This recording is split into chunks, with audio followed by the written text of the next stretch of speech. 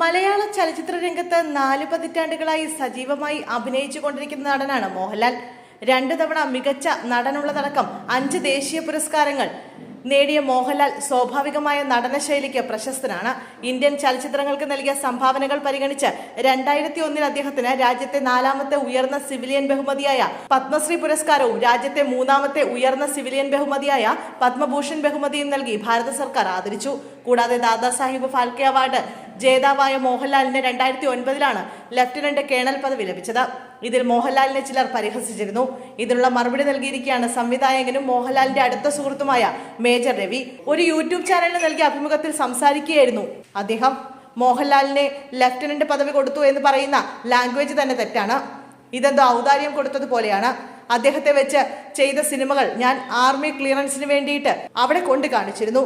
അങ്ങനെ അവിടുത്തെ മലയാളി ഓഫീസേഴ്സും ജനറൽസും ഇതെല്ലാം കണ്ടിട്ടുണ്ടായിരുന്നു. അങ്ങനെയാണ് ലാലേട്ടന്റെ അടുത്ത് why not Mohanlal be an ambassador എന്ന് ചോദിച്ചത്. ഇപ്പോഴും അതിന്റെ റിക്വസ്റ്റ് എൻ്റെ അടുത്തുണ്ട്. ലാലിന്റെ അടുത്ത് ചോദിച്ച് ലാൽ അതിന് റെഡിയാണ് എന്ന് പറഞ്ഞതിന് ശേഷമാണ് ബാക്കി പേപ്പറുകളൊക്കെ പ്രോസസ്സ് ചെയ്യുന്നത്.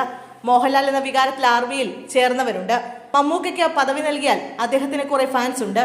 ഞാൻ മമ്മൂക്കയോട് ചോദിച്ചു, വാ നമുക്ക് കയറാമെന്ന് പറഞ്ഞപ്പോൾ നമുക്ക് നോക്കാമെന്ന് പറഞ്ഞു. മോഹൻലാലിന് ഇതിന് 5 പൈസയുടെ ഒരു ഗുണവുമില്ല.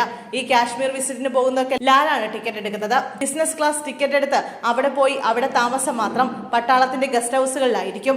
യൂണിഫോം അടക്കം എല്ലാം തയ്പ്പിക്കണം. പട്ടാളത്തിന്റെ ഒരു കുപ്പി കള്ളു പോലും അദ്ദേഹത്തിന് കിട്ടില്ല. പിന്നെ എന്താ അദ്ദേഹത്തിനുള്ളത്? ആ യൂണിഫോം ഇട്ടിട്ട് പോകാം എന്നുള്ളത്. എന്തുകൊണ്ടാണ് ആർമി അത് കൊടുത്തത്?